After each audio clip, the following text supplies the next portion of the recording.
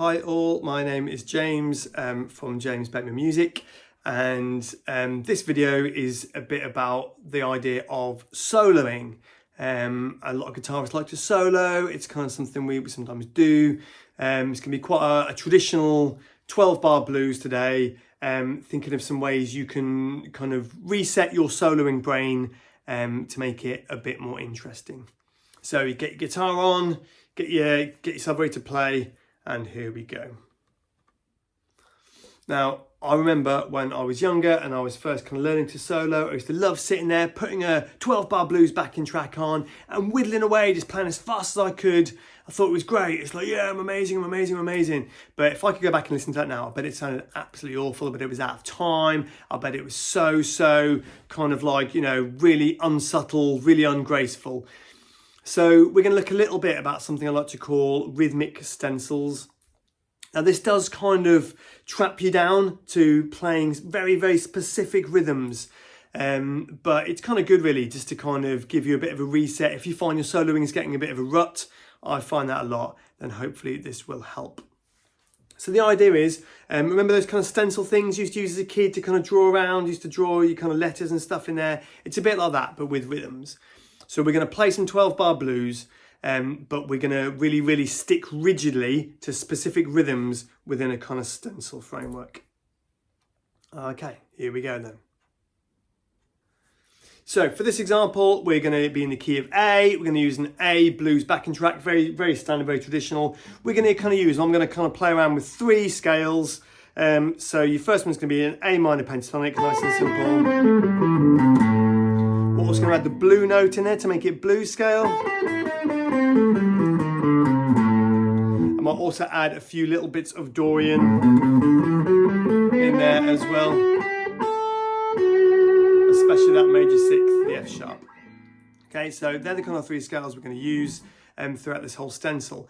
Now the idea is that we're going to listen to a backing track and then we're going to look at what different kind of rhythmic patterns fit into this, and then we're going to stick to those, and I'm going to make sure whenever I play I can only use those little rhythms, those bits of timing. And at first it's going to sound really boring and dull, okay, but it's a good discipline to get into because it's making me really think about the timing and the phrasing. And with all this kind of stuff, it's not going to turn you into Jimmy Page, it's not going to turn you into Gary Moore, okay? But what it can do, it can just reset your brain a little bit to think about, actually, if I try that idea, it might get me out of playing those same old blues licks I do all the time. So here is our backing track. Really standard, simple, A major 12-bar blues. Now if we listen to the count of that, it's not swung, it's very straight. That is our crotchet beat, yeah? 1, 2, 3, 4, 1, 2, 3, 4. So our first stencil is going to be 4 crotchets. So I can only play crotchet beats. And I can either play a note or a rest. Okay? But they have to fall into, I can't do anything that veers outside of that. So let's just try a little demonstration of that without the backing track first. So that was just going to be a 1, 2, 3, 4. 1, 2, 3, 4, 1, 2, 3, 4, 1, 2, 3, 4, 1, 2, 3, 4, rest, 2, 3, 4, 1, 2, 3, 4, rest, 2, 3, 4. So it's all like that. Let's try with the backing track. So feel that beat, you can only play crotchets. Here we go.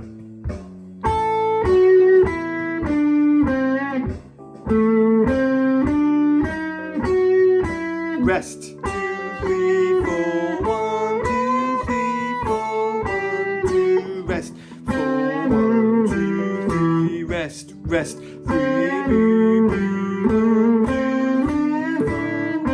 2, 3, rest, 1, 2, 3, 4, 1, 2,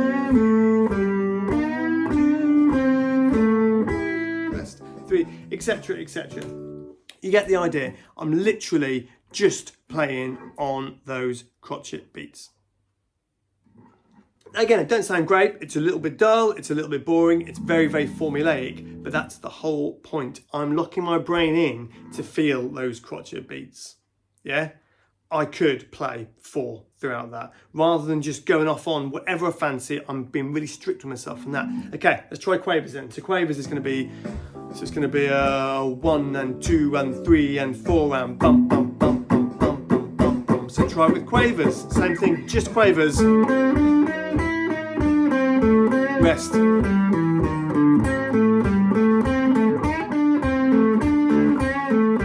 Rest, rest.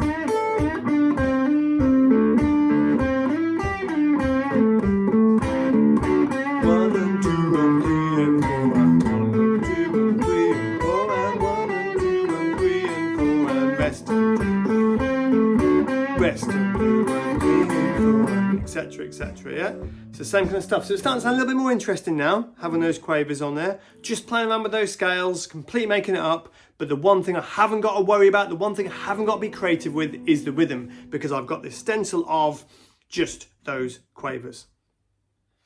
Okay, and the last one then is going to be semi-quavers. Now, a little bit fast for this, so I might have to use lots of kind of pull-offs, hammer-ons, and it's quite hard to do this constantly. Okay, so I'll give it a go, but I might mess this up. So again, if we listen to our backing track, it's going to be 1, 2, 3, 4, 1, 2, 3, 4, 1, 2, 3, 4, 1, 2, 3, 4, 1, 2, 3, 4, or 1 EN, a 2 EN, a 3 EN, a 4 EN, however you want to count that, okay? But it's that kind of like, so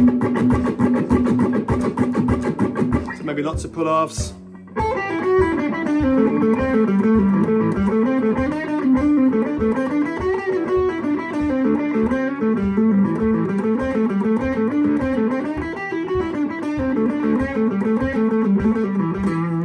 Etc, yeah? So lots and lots of kind of 4s. Ba ba ba ba ba ba ba ba ba ba ba ba ba ba ba. Fantastic. That's a lot harder.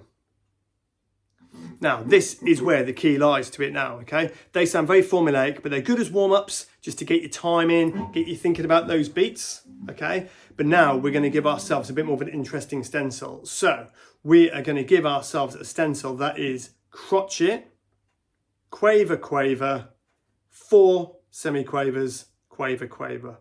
So the rhythm is bum, bum, bum, ba, ba, ba, ba, bum, bum, bum, bum, bum, ba, ba, ba, ba, bum, bum. Okay, a bit more interesting, a bit more harder to do, but a bit more interesting. Again, I can have any of those as rests or events from those notes. So again, if we're going to play the backing track, bum, ba, ba, ba, ba, bum, bum, bum, bum, bum, ba, ba, ba, ba, bum, bum, bum, bum, bum, ba, ba, ba, ba, bum, bum.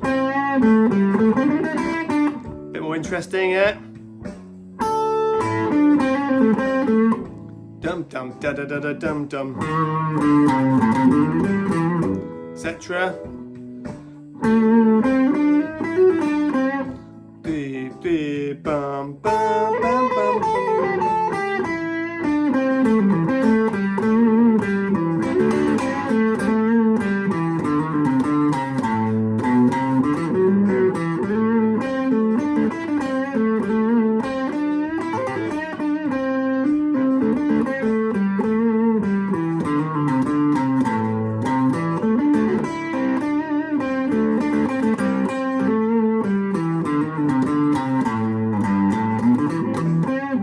Etc. Okay, do you get the idea? You give yourself that stencil. Again, you're not going to do a whole blues solo using that, but just practicing those stencils. Okay, and it is hard to do. It's hard to constantly think bum bum bum bum bum bum bum bum and trying to deviate away from that. Even that example out, I messed up a few times, but just try and do it, and it's going to reset your brain to think, right, I'm really thinking about notes for this, and it's going to start really helping your phrasing.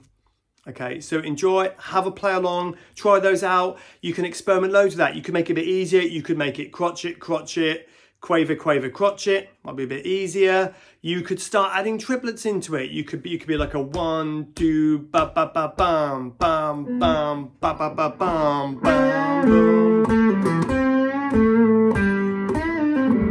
etc. Like all these different triplets and stuff, okay? Anything that is going to inspire you to play, okay? But more importantly, lock in those different rhythmic patterns. I guarantee if you're sitting there stuck of what to do, stuck of making your same old blues licks sound boring, this will reset your brain to really think differently. Okay, so hopefully that was useful. Like I said, it's just one little tool that could inspire and help you. Fantastic. See you next time.